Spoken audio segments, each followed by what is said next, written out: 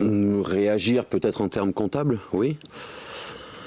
En termes de production de jeu, on s'est exprimé après le match de Marseille en disant que on avait été très satisfait de ce qu'on avait pu faire. On a eu deux, trois temps faibles qu'on aurait pu peut-être gérer un petit peu mieux, ce qui nous a coûté là, au moins un point.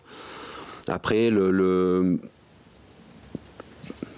c'est pas forcément embêtant de perdre contre Marseille quand on fait une prestation comme celle-là. Au contraire, je pense que la frustration qui s'est installée, je dirais, dans les troupes après le match est plutôt bénéfique pour les semaines qui arrivent. C'est-à-dire paradoxalement, c'est une défaite qui vous renforce dans vos convictions? Oui, parce que même si les joueurs étaient très frustrés, ils ont quand même pris beaucoup de plaisir sur le terrain.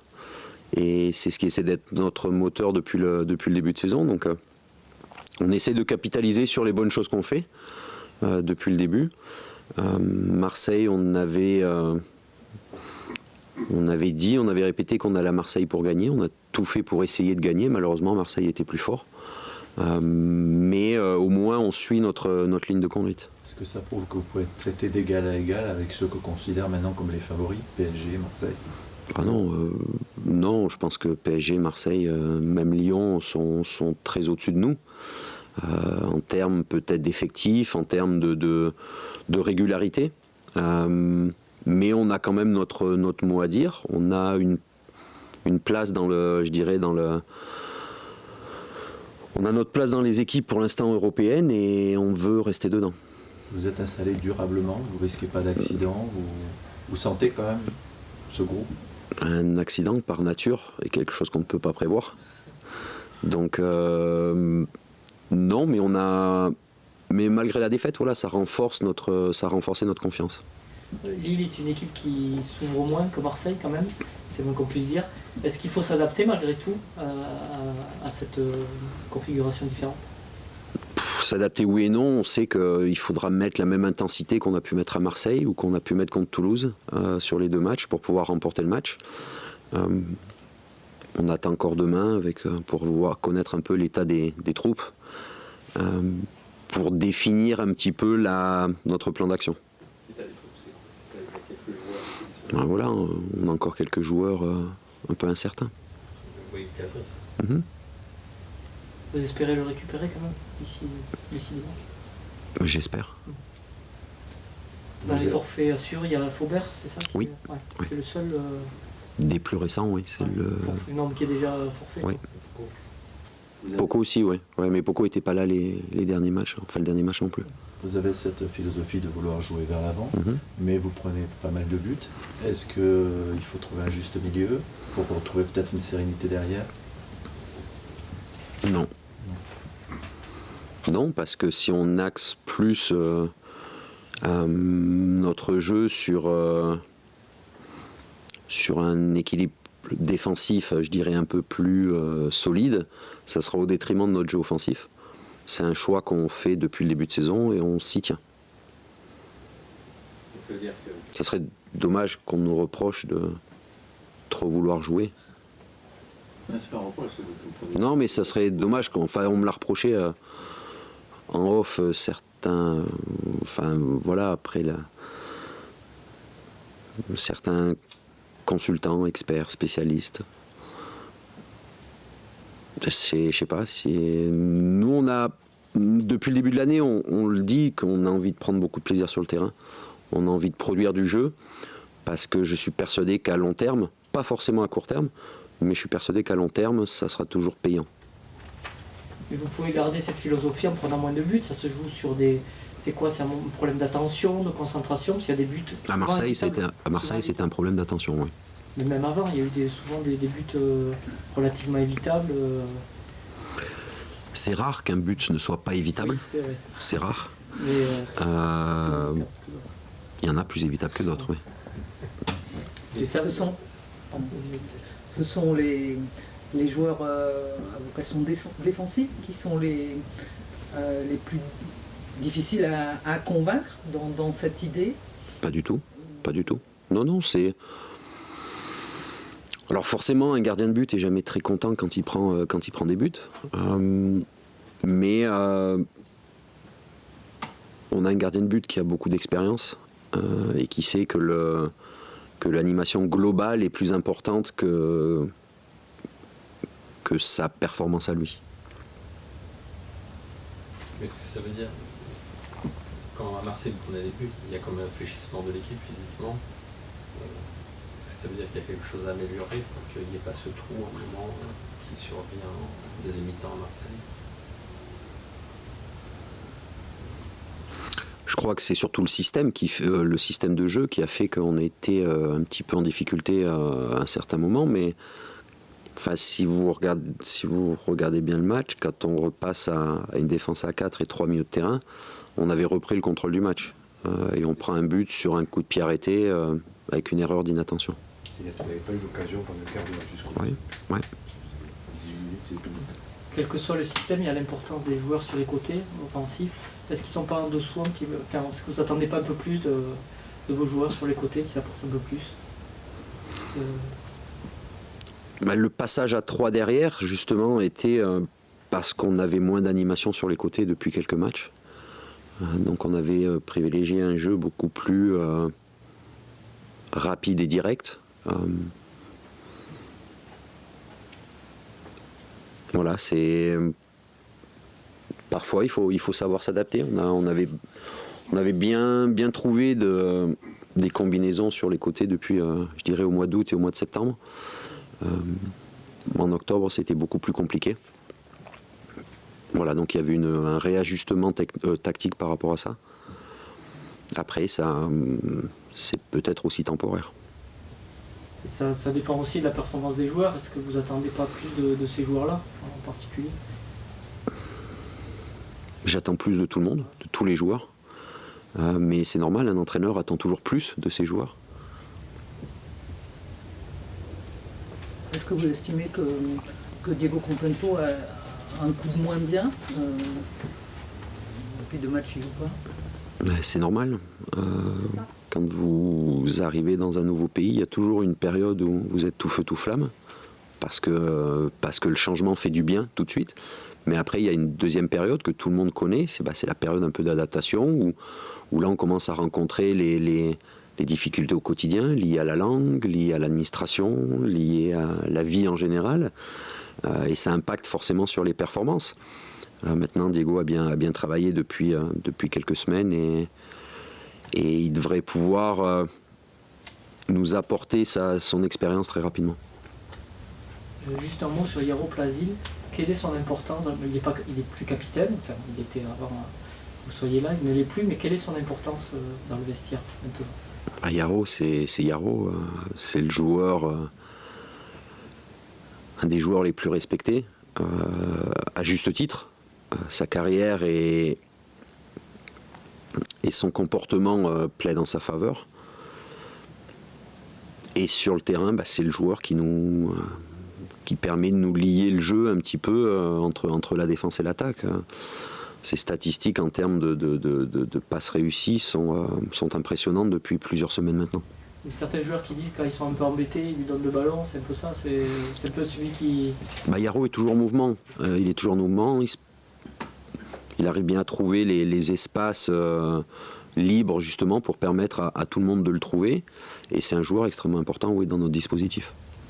Humainement, c'est quelqu'un que vous avez découvert? Non, parce que j'ai connu le Yaro très jeune à Monaco. J'étais jeune aussi, mais lui est encore beaucoup plus jeune. Et Yaro n'a pas changé. C'est toujours le même. C'est un combattant avec la mentalité parfaite du joueur de foot. Il est plus vers la fin que vers le début, mais n'empêche qu'il n'est pas avare d'efforts. Et on a besoin de lui. Voilà. Il y a un joueur qui fait tout pour revenir, c'est Henri Cévé. Quelle est sa progression? Comment vous le sentez? Quel est son programme? Moi, je dirais Henri est un peu en avance sur son processus de reprise. Mais s'il est en avance, il le doit qu'à lui-même. Il le doit à son travail.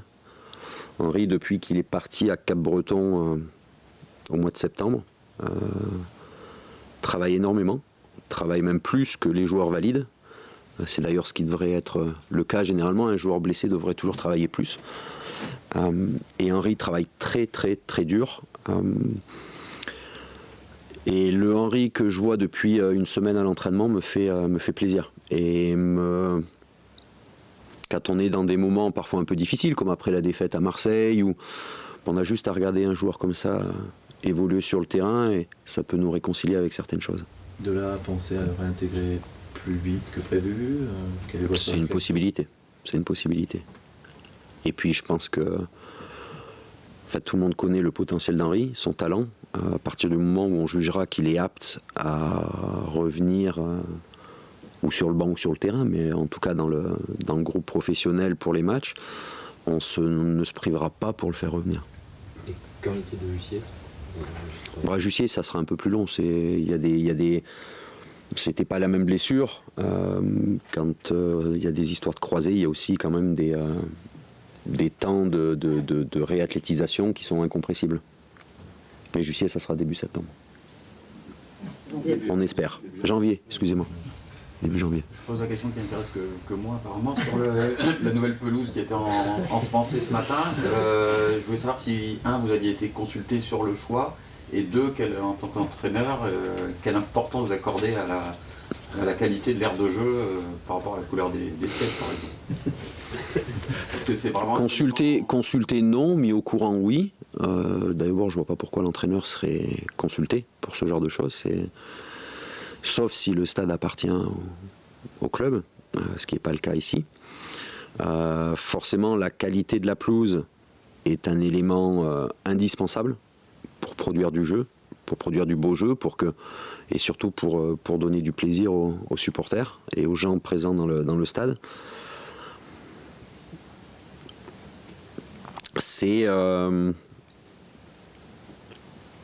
Voilà, la qualité de la pelouse, pour moi, c'est ce qu'il y a peut-être de plus important dans le football. Vous êtes 4e, vous essayez de faire au maximum chaque match du jeu, qu'on se régale. Et pourtant, le public, c'est 18 000 spectateurs, vous n'arrivez pas à faire plus. Qu'est-ce qu'il faut faire en plus, quoi ? Inviter plus d'amis. Si vous en avez, n'hésitez pas à les inviter. Il y a de la place. Et c'est cruel par rapport à ce que vous demandez à vos joueurs ? Non, c'est pas cruel parce que moi j'essaye toujours de prendre les problèmes dans leur globalité. Et aujourd'hui, la vie est peut-être pas aussi facile qu'avant. Des places de match peuvent aussi coûter cher. Il y a aussi peut-être des gens qui attendent une confirmation sur le long terme, que l'équipe va mieux, que l'équipe produit plus de spectacles pour revenir. Je comprends tout le monde, c'est pas... Mais je préfère me focaliser sur ceux qui n'ont jamais lâché, même dans les moments difficiles, et qui sont toujours là. Ceux-là sont vraiment nos vrais supporters, et c'est surtout pour eux que les joueurs travaillent tous les jours, justement, pour pouvoir leur offrir un contenu intéressant. Je pose une question qui n'intéresse que moi aussi. Il est probable que ce week-end Thierry Henry prenne sa retraite, ou en tout cas dispute son dernier match. Qu'est-ce que vous garderez de lui ? Il y a une image, il y a quelque chose en particulier ? Thierry, on a quand même une vie commune très longue, des équipes de jeunes en équipe de France, en passant par Monaco, en passant par l'équipe de France, on a quand même beaucoup de matchs en commun. Je ne sais pas ce qu'il fera. En tout cas, j'espère qu'on lui fera une statue en France, parce ce qu'il a fait pour le football français, à travers ses buts, à travers son comportement. Ça a été un professionnel du début à la fin. C'est énorme. Pour moi, c'est quelqu'un qui doit être mis au même niveau que des Juste Fontaine, que des Platini, que des Zidane. Parce qu'il a atteint un niveau de football que peu de joueurs français peuvent se targuer d'avoir atteint. J'ai vu ce matin dans une interview qu'il ne savait pas trop ce que ça allait être la suite de sa vie.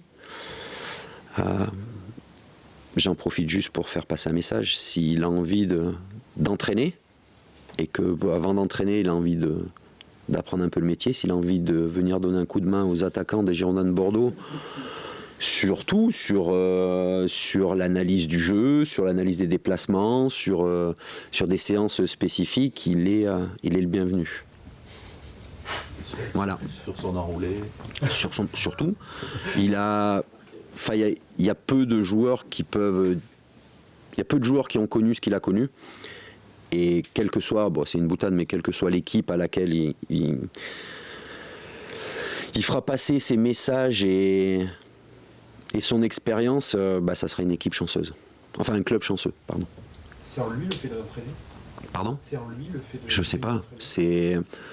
Ça peut être, c'est dans beaucoup de gens. Après, il faut avoir les compétences, il faut avoir l'envie, il faut avoir la motivation. Aujourd'hui, je sais pas, ça fait un petit moment que je ne l'ai pas parlé à Thierry. Mais, voilà, c'est... voilà, la porte des Girondins de Bordeaux est ouverte. Et comme ça, il pourra comparer son enroulé du pied droit avec celui de Cadry. Il est pas mal celui de Wabi aussi. Il est pas mal. Celui de Chèque aussi. Celui de Chèque.